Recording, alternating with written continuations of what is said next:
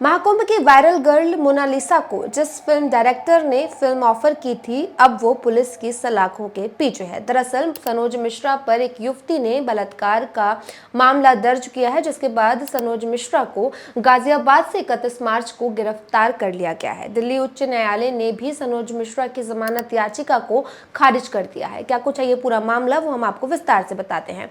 दरअसल महाकुंभ में एक लड़की वायरल हुई थी जिसका नाम मोना था, लेकिन उसे मोनालिसा के नाम से लोग जानने लगे।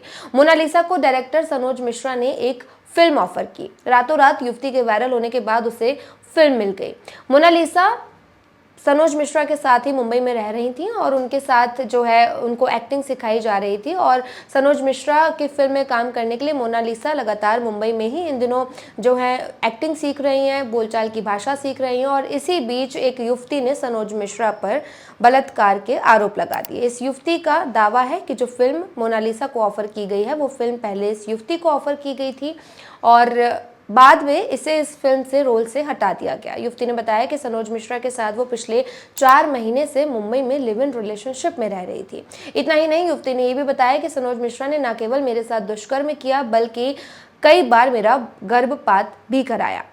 युवती ने 6 मार्च को गाजियाबाद पुलिस स्टेशन में इस पूरे मामले की शिकायत दर्ज कराई थी। वहीं 31 मार्च को सनोज मिश्रा को गाजियाबाद से गिरफ्तार कर लिया है और दिल्ली उच्च न्यायालय ने भी सनोज मिश्रा की जमानत याचिका जो है उसे खारिज कर दिया है। ऐसे में सनोज मिश्रा मुश्किलों में फंसते नजर आ रहे हैं और वहीं मोनालिसा, जिन्हें सनोज मिश्रा ने फिल्म ऑफर की थी, वो भी मुश्किलों में नजर आ रही हैं। फिलहाल मोनालिसा के साइड से इस पूरे मामले में कोई बयान सामने नहीं आया है, लेकिन जिस युवती ने इस पूरे मामले की शिकायत दर्ज कराई है उसने सोशल मीडिया पर एक वीडियो शेयर किया है। युवती ने क्या कुछ कहा, पहले आप वो सुन लीजिए।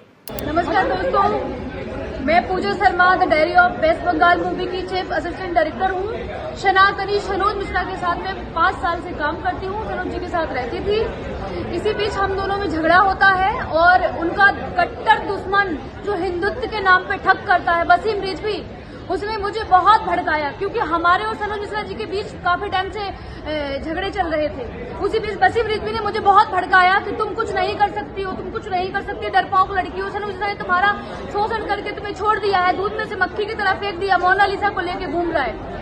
जब महाकुंभ की वायरल गर्ल मोनालिसा आती है तो सब दुश्मन जाग गए सनोज मिश्रा जी के और मुझे भड़काना उन्होंने स्टार्ट कर दिया। वसीम रिजवी, रवि सुधा चौधरी, अनिता उपाध्याय, हाई कोर्ट के एडवोकेट रंजन सिन्हा, जिन लोगों ने अपने षड्यंत्र का शिकार मुझे बना लिया, मेरे कंधे पे बंदूक रख के चलाना स्टार्ट कर दिया उन लोगों ने और मुझे बहका के कि तुम्हें ये है वो है, और हमारे बीच झगड़े चल रहे थे। इसी बीच में गुस्से में आके मेरा दिमाग काम नहीं किया और मैं उनकी बातों में आके, उनके बहकाने में आके मैं एफआईआर कराने के लिए चली गई।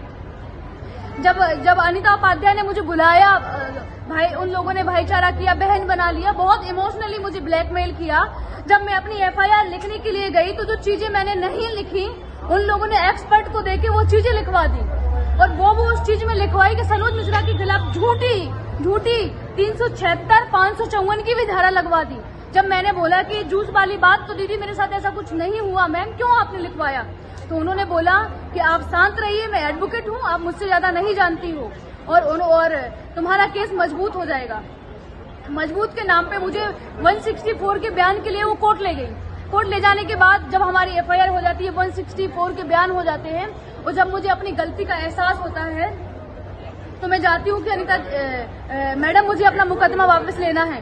तो वो लोग मुझे डराने और धमकाने लगते हैं। रात 11, साढ़े 11, 12 बजे तक मुझे बैठा रखते हैं, शराब पीते हैं अपने ऑफिस में और मुझे जान से मारने की धमकी देते हैं और बोलते हैं कि अब एफआईआर होना था, हो चुका है, तुम्हारी सारी चीजें हमारे पास है, क्या कर लोगी तुम? और मुझसे बोलते हैं कि आप जबरदस्ती, मेरे साथ जबरदस्ती करते हैं कि आप वीडियो बनाइए, आपने एफिडेविट क्यों दिया कोर्ट में, आप मुकदमा वापस क्यों ले रही हो? हमारे साथ कोई रेप नहीं हुआ है, हमारे साथ कुछ भी नहीं, जबरदस्ती कोई नहीं है। मैं अपनी मर्जी से सनोज जी के साथ रहती थी, मैं 5 साल से उनके साथ रह रही हूँ। हाँ, थोड़ी बहुत लड़ाई झगड़े हम दोनों के बीच मिसअंडरस्टैंडिंग थी जिसमें लोगों ने और स्वाहा करके आग डाल दी। इन सब चीजों के पीछे बैठा हुआ है वसीम रिजवी, वही आग लगवा रहा है और वही सब कर रहा है। इतना बड़ा षड्यंत्र रचा, मुझे भी फंसा लिया और सनोज मिश्रा को जेल भिजवा दिया। यहाँ तक कि एफिडेविट मैंने हाई कोर्ट में दिया, 30,000 कोर्ट में दिया कि हमारे बीच जो मिसअंडरस्टैंडिंग थी, मैं अपना इनको बेल मिल जाए, इस चीज से हमें कोई दिक्कत नहीं है। फिर भी नहीं हुआ, क्योंकि उस षड्यंत्र के पीछे बहुत बड़ा हाथ है, बैठा हुआ है वसीम रिजवी। सनोज बिल्कुल निर्दोष है, उसने मेरे साथ कोई रेप नहीं किया और आज पूरे ऑल इंडिया में उसको बदनाम करने की इतनी बड़ी साजिश थी, पूरी दुनिया में उसकी न्यूज चल रही है। तो युवती ने न केवल पुलिस स्टेशन में आरोप लगाए हैं बल्कि सोशल मीडिया पर एक वीडियो भी शेयर किया है जिसमें वो दावा कर रही है कि 25 फरवरी 2025 को सनोज मिश्रा ने उसे एक रिसोर्ट में बुलाया था।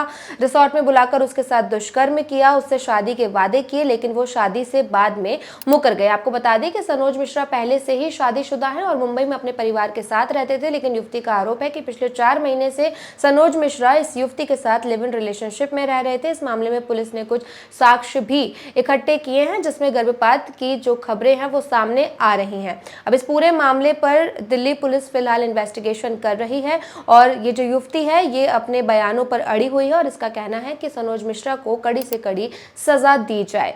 फिल्मों में काम दिलाने के बहाने सनोज मिश्रा ने इस युवती को अप्रोच किया था। युवती एक छोटे से गाँव से आती है।